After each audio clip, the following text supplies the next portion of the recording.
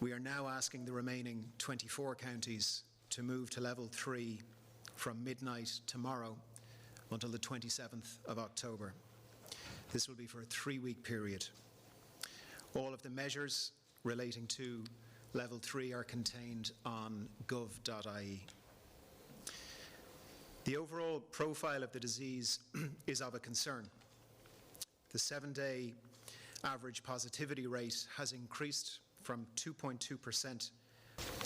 While this is necessary to suppress the spread of the virus, I am acutely aware that this move to level 3 will be extremely challenging and disappointing for many people right across Ireland, for many businesses right across Ireland.